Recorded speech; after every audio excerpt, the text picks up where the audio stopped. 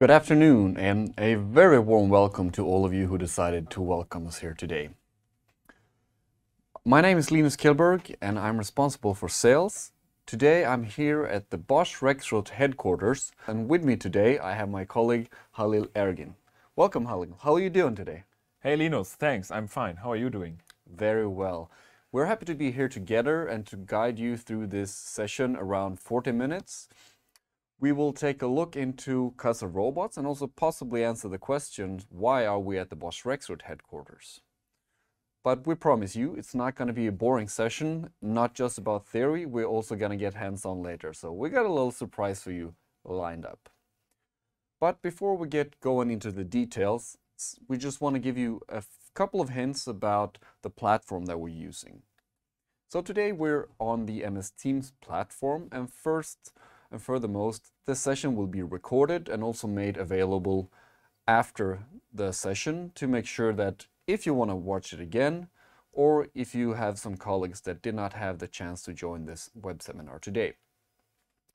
As you might have noticed, your microphones and cameras are automatically disabled. This means that the chat functionality is the way of communication today. You can find the chat up on your right corner on your screen. So keep that dialogue open and we will interact with you. We will also ask you some questions, and when we do that, you're going to get a pop-up in the middle of your screen. So it's quite prominent. Make sure to look at it and also answer the questions so we can keep a dialogue and it's not just a monologue from our side today. But enough about that. Halil, do you feel comfortable starting with these couple of hints? Yes, I feel very comfortable and looking forward for this web seminar. Okay, cool. Then I think we can actually get right into the content. Today, first of all, we want to get some inputs from your side, what we just discussed. And today we're going to have a red thread through this web seminar, and this is this picture behind you where it says your input is needed. And it simply is self-explanatory. When you see this, be prepared to answer some of our questions. We want to know, first of all, who's on the line today with us. So please, the first question is now posted in the chat as a poll. So let us know where you are dialing in from. We have an afternoon session here now in Europe, so I believe it should be more Europe and of course on the America side, but let's see where the people are coming from. Okay, we see quite prominent in Europe, especially Germany. We have a lot of participants. Sweden's popping up. Italy was also up there.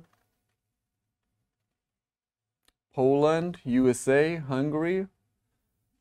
It's quite a good spread, I must say, so far. So thank you for that first feedback. And secondly, now that we know where you're dialing in from, we would also like to know what type of company you represent. So please let us know, are you an end user? Are you a machine builder? Perhaps even a sales partner for us? Or do you represent some other type of company that we missed to put up on this selection? Okay, as a start, quite a lot of sales partners, which is of course very nice. Welcome to all of you that we already are in contact with. We have a few machine builders, roughly 20%. Some end users on the line as well. But I'm very interested to get to know who the others are. But let's see if we can find that out later throughout today. Now that we know what type of company you represent, one last question here in the warm-up would be, what function do you have at your company? Are you working in engineering, for example, or sales, prep, production or management, service, purchasing, or even some other departments?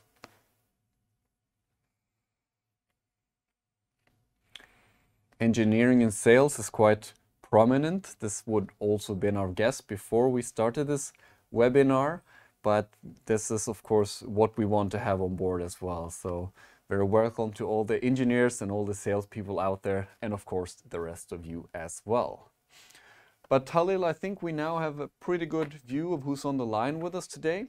So let's start off going deeper into the content and a bit about automation, I would say. Yes, let's go. I think this will be very exciting for you guys.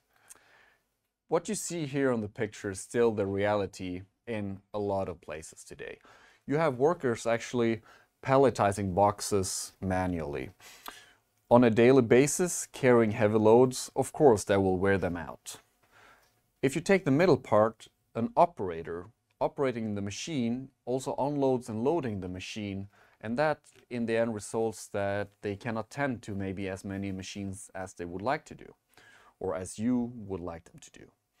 And last but not least, if you have a dispensing application and you do it by hand, you can never reassure that the amount of additives put out on the product is the right amount. So that could lead to quality risks for your product in the long run.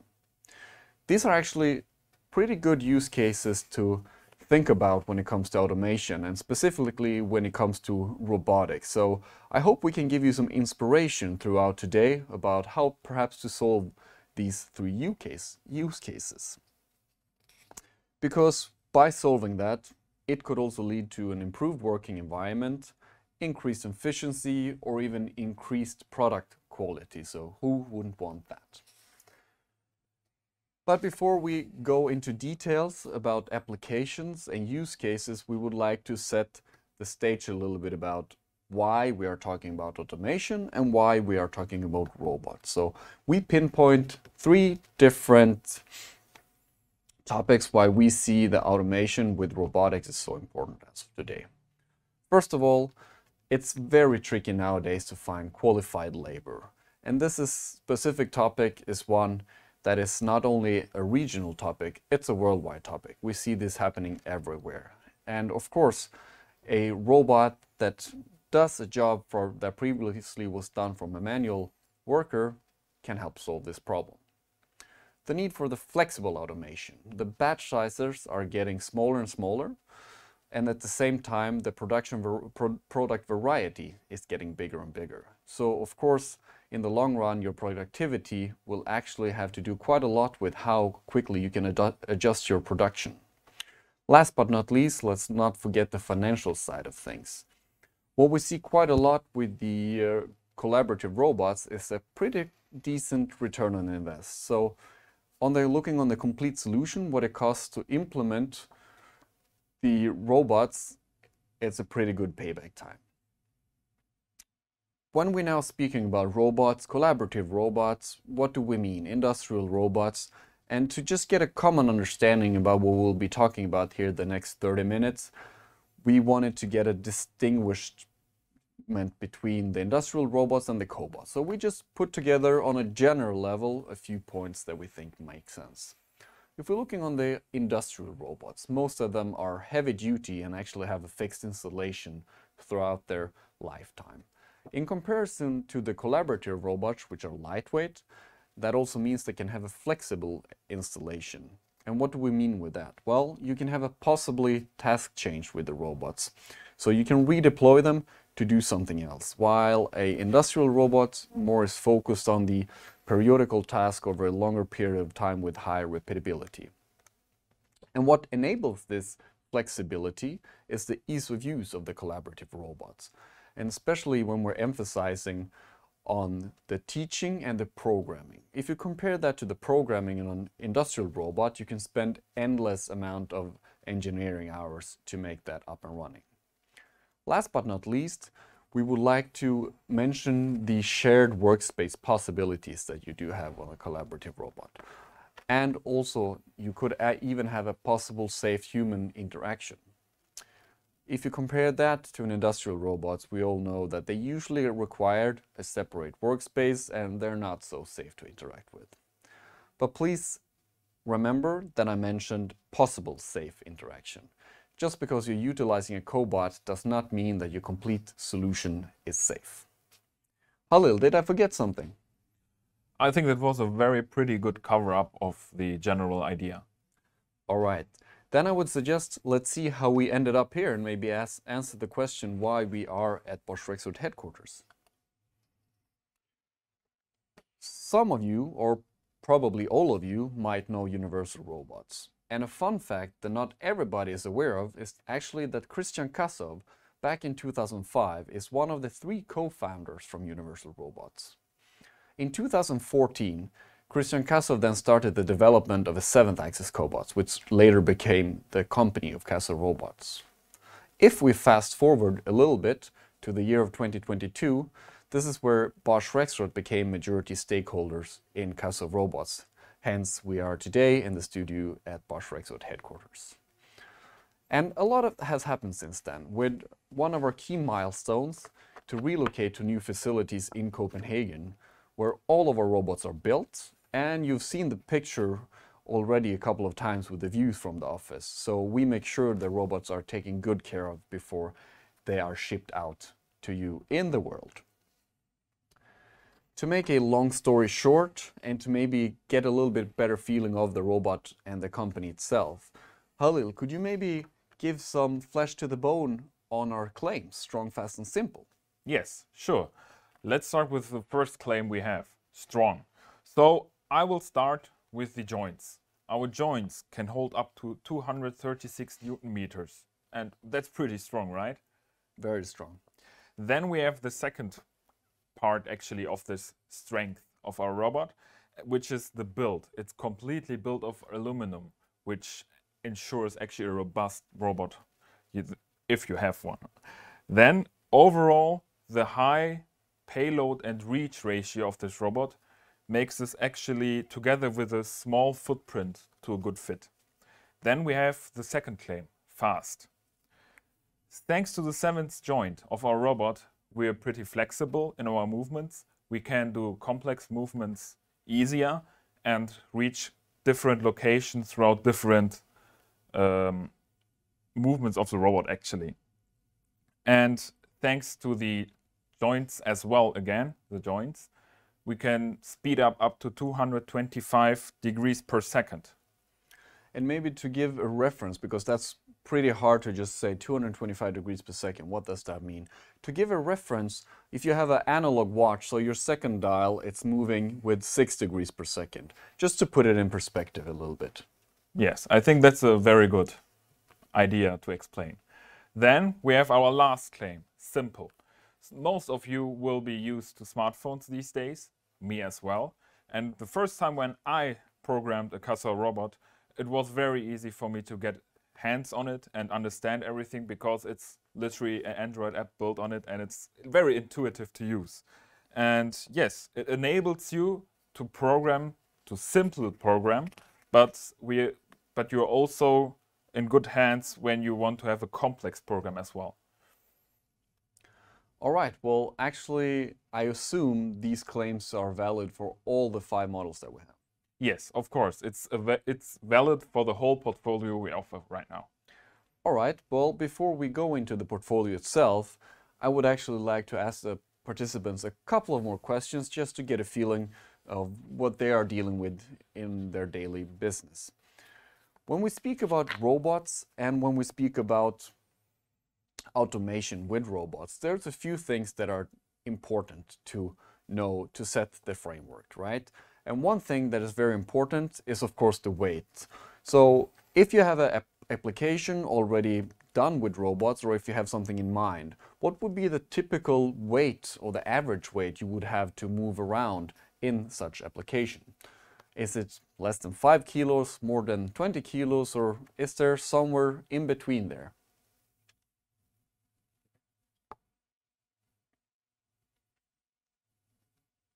Okay, so what we can see from the start is that a lot is in the middle, around 60%, between 5 and 15 kilos. So this is pretty good spread, I would say.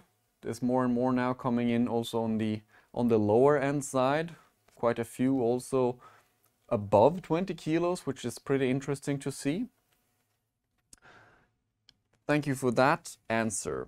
A second point, which is very important for us as well, and for all of you when we speak about robots, if you now consider this weight that you just placed as a requirement, how long would you need to move this weight? So how far do you have to move it? Or in other words, which reach would you need to have on your robot? Is it less than a meter, or is it even more than 1.8 meter, for example? Or once again, is there somewhere in between?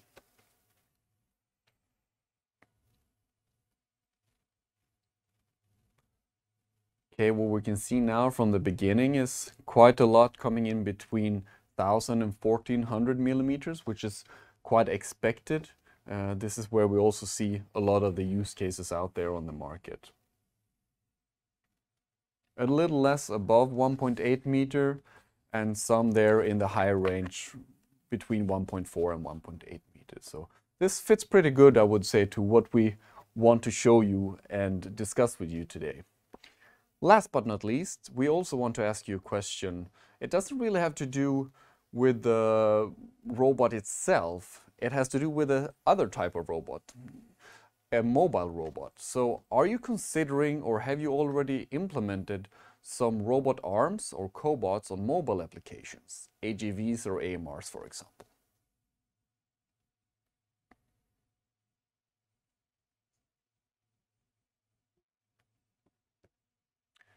Okay, quite a lot of people already are planning to or already have done that. So this is very interesting for us to hear as well.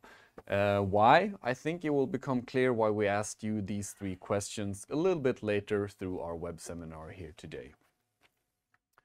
But with these 3 questions answered, I think it's actually time to take a look a little bit about our offering and what we can offer from a Kassow Robots side.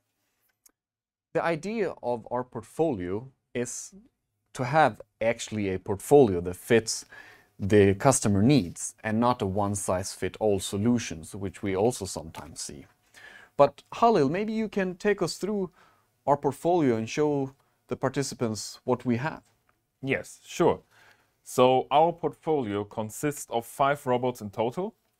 2 of them are considered small robots, 3 of them are considered big robots. I will start with the small robots. So the first robot in our lineup is the KR850.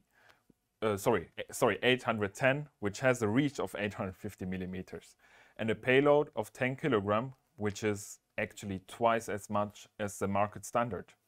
Then the second robot in the lineup of the small robots is the KR1205 with a length or reach of 1200 millimeters and a payload of up to 5 kilograms.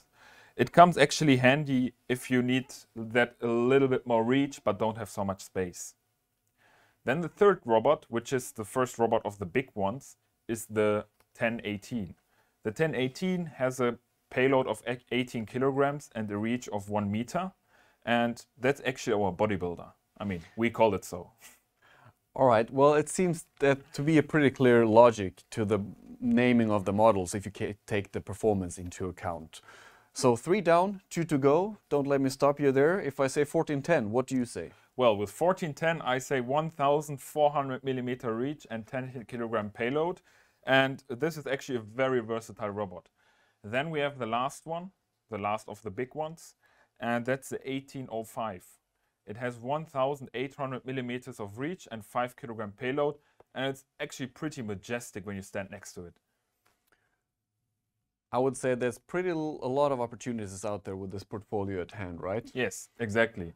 And it's also worth mentioning, all of our robots come with 7 axes. As a standard.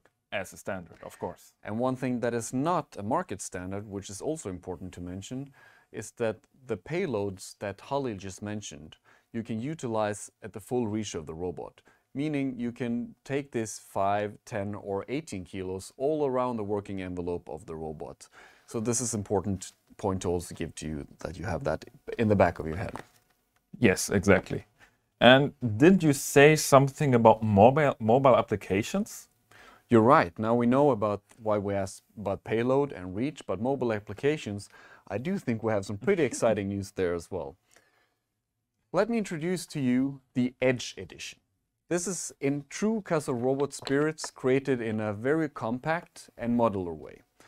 We've taken the controller, usually of this size, integrated into the base of the robot itself and standardized it for all our 5 models. With a small footprint of 160 times 200 millimeters only, this is the perfect solution for a mobile application. You can easily mount that, of course, on the AGV or an AMR without having an external RC controller there to take up space. Since we're speaking about AGVs or AMRs, of course, you can connect it directly to the battery of your mobile vehicle. This is a solution that we will bring out to the market here in very short time, and we will open our order books in the end of March. So please reach out for us if you want to be the first to get your hands on an Edge edition from Kassow Robots series. It is really cool tech, and it is really a cool solution, but independent of how exciting we make our cobots, we still need some peripheral equipment to make a complete solution. And that actually brings us to our next stop. Our next stop is the ecosystem. Recently, we launched a new platform on our Kassow Robots website, where we've listed the products and services for which we have developed a specific software plugin, or in Kassow Robots language, a CBON. This software driver enables a plug-and-play solution with the robot itself. Our platform is growing on a daily basis, and we are of course happy to extend it with further technology partners. Meaning, if you're one of those potential technology partners, please reach out to us to see how we can make a compatible match with our Kassow Robots. Important to also mention is that there are a lot of other compatible products out there. Take, for example, the end-of-arm tools, which is controlled by a simple I/O or pneumatics. These do not require these CBON, hence they also don't need that additional space on the platform. So these you can always already use with our Kassow Robots, meaning don't let the platform limit us. Now that we know about there is an existing platform and different products around the robot, perhaps you can give us an example of how a complete solution looks when you puzzle these pieces together. Yes, sure. So we prepared a small image of a cell, including our Kassow robot, with some different parts of our ecosystem. So let me start with the Kassow robot itself. As you can see, it's mounted upside down, which means, yes, you can also install the robot upside down.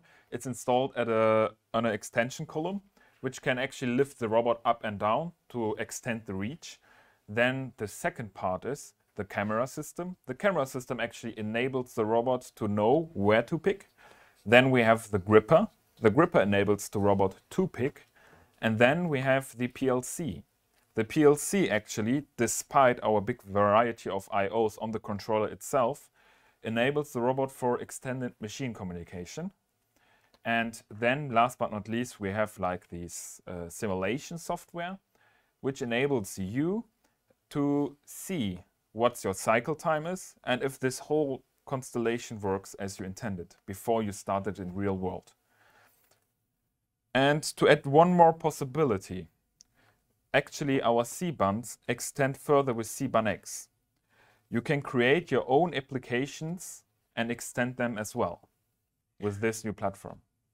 All right, well, thank you for running us through that example, and I think that paints a pretty good picture about how you can utilize these different products and services on the platform and build a complete solution.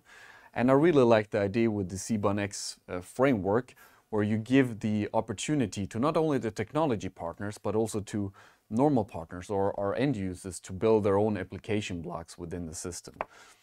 So thank you for taking us through that. But I would say enough theory for now. I think it's time to go into a little bit more action. We promised you hands-on before, so we got a little surprise for you prepared here in the studio. What do you say, Halil? Should we go over? Yeah, let's go there. Okay, let's take a walk. So here we are with our Kassow robot KR810. Exactly. This is the smallest robot of the lineup. And yeah, it can lift up to 10 kilograms, as I said. Okay, and is there something we can show the participants to really display the benefits of having a 7th-axis robot? Yes, for sure. We can actually demonstrate our elbow. Okay. So can you please, do you have a phone with you? Can you please put it here? My phone, okay. Yes. Just place it on the robot itself. Are you sure? Do you know what you're doing? I know what I'm doing. Well, I got a couple of calls to make this afternoon. And as you can see, we can change the position of the elbow as we wish. Move it back again. So we're rotating around the body, keeping the tool head still. Exactly. That's what we can do thanks to the 7th axis. That is pretty impressive, I must say. But can I please have my phone back now? Yes, for sure. Thank you for that. I mean, that is a pretty impressive feature. And we've been talking a lot about ease of use, so perhaps we can display something about that as well. What do you think? Could we even try to make a quick program here on the fly? Yes, for sure. All Let me right. quickly prepare everything for you. So now we can start. Okay, what do we do first? First, the gripper. We brought a gripper from our ecosystem, and it comes with a quick changer. So what we can do is simply put it in, and it's ready to use. We just have to activate the software plugin. Yeah, and that's it. Okay, could you please show us how to do that? Yeah, if we can share the screen. Now you see the tablet screen I'm currently working on. And to activate the C-band plugin, what we have to do is we have to select Linus. Yes, exactly, perfect. We have to select the gripper.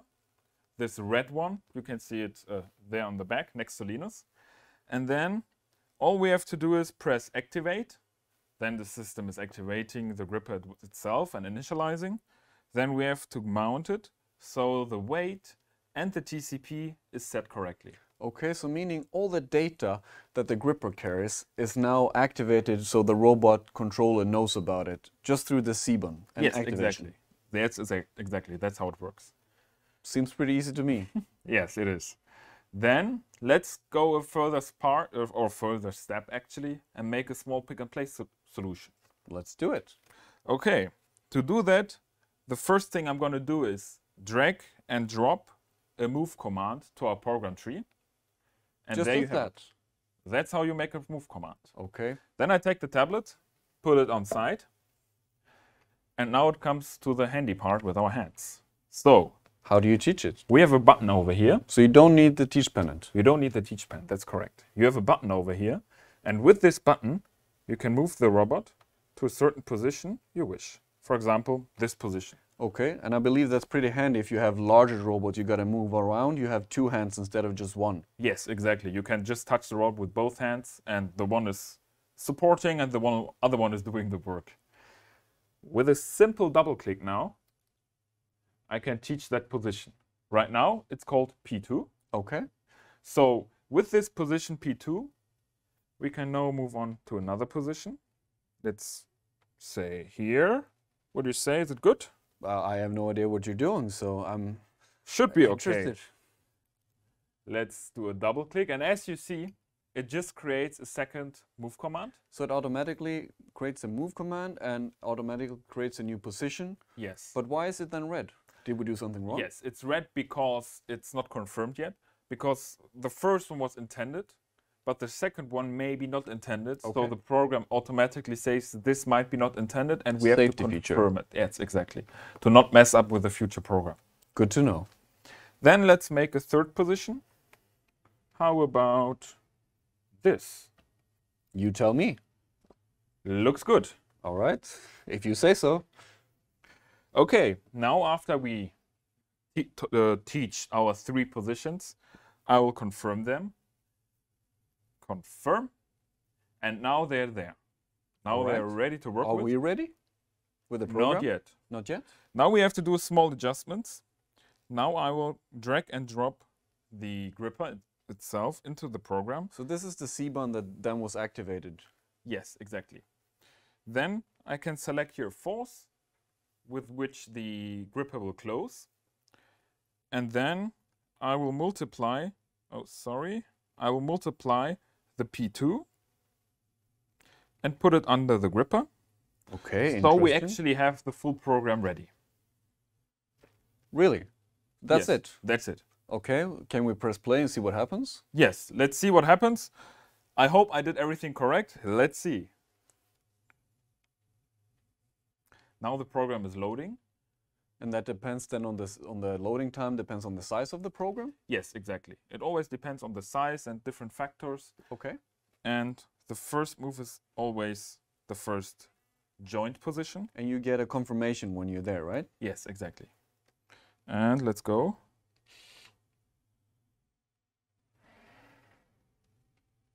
That's it. Karaoke time? If you want. I hope not. But I'll keep it for later. Yes, here you are. Thank you very much. And that's how easy you actually can make a pick and place program. So just within a couple of minutes, we actually made a program here on the fly doing a simulated pick and place motion. Yes, exactly. Okay, well, that's pretty cool. So we've seen how we can keep the tool head still and move around our own body more or less. We've seen how easy it is to make a program and how simple it is to use. What else is there that you can show us that this robot is differentiating itself compared to the rest of the market? Yeah, let me quickly show you something. Okay, what do you got installed for us? Are you ready? I'm ready. Are you? Let's go. Now I show you something where we can full use the 7th axis by getting somewhere where you usually couldn't get to. So we can actually go in and underneath objects, for example, or even avoid them if that would be necessary. Yes, exactly. That's thanks to the 7th axis. That is Want really some coffee? impressive. I guess it's almost time for coffee, so I'll save it for later. Thank you very much for that. You're welcome. All right, so pretty impressive. Keep moving around our own body. We can have a very easy and intuitive programming. And we can also move around and in and beneath and under and above objects. Yes. All right, with this new knowledge that we have, perhaps we should go back to where we started. What do you say? Yeah, let's go. Okay, let's see. With the newly acquired knowledge that we do have, perhaps we should jump in to the applications where we actually discussed in the beginning of the day. I mean, you recognize these pictures, right? Yeah. We had the manual guy doing the palletizing, where the operator loading and unloading the machine, and somebody doing dispensing by hand. But I do think these are pretty good examples, as we said in the beginning, what we can solve with our robots. And I think maybe you can give us some insight about how they can be solved to inspire the people online. Yes, sure. Let's start with the first one. And the first one you talked about was the palletizing. And in this video, you can see our robot within the palletizing cell. And thanks to the 7th axis, we can just move within the cell. So we make sure the elbow always stays in the cell. This is first important for the employees that walk next to it, so they are secure. And second, of course, for the machines next to it. So it can be way narrower, everything can be smaller because the robot is more flexible and has a smaller footprint in total. All right, so what you're saying is that there's a lot of also hidden benefits that you might not know about when you're first selecting which robot you want to automate with. Yes, exactly. Okay, interesting to hear. And what about the second picture we see? Machine tending, machine loading, unloading. Do you got something for us there as well?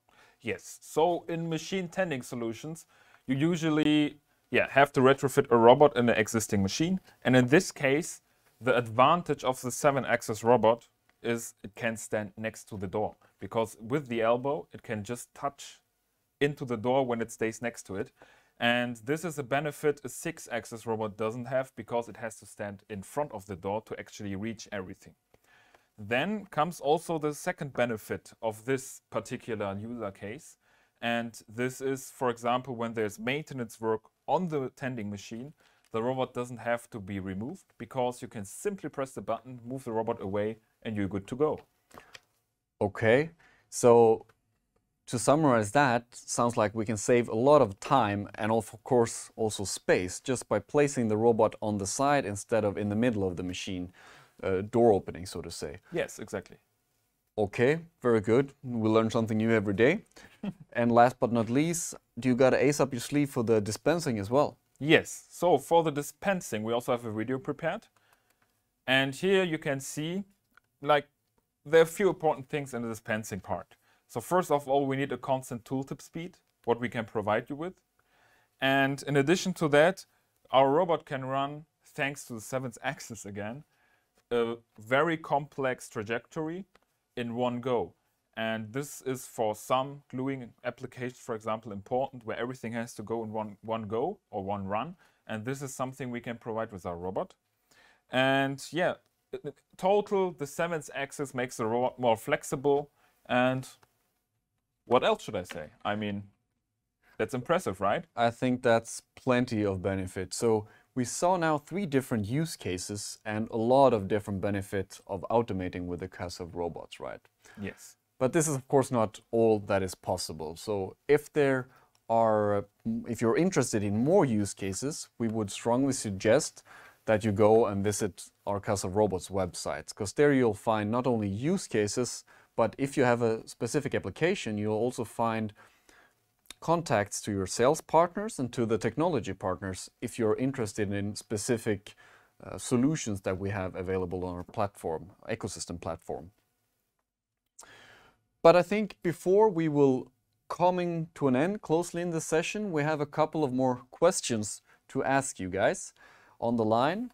I believe you know what this picture now means. So I would say let's just put the 2 questions out there in the chat and we will keep giving you some additional information.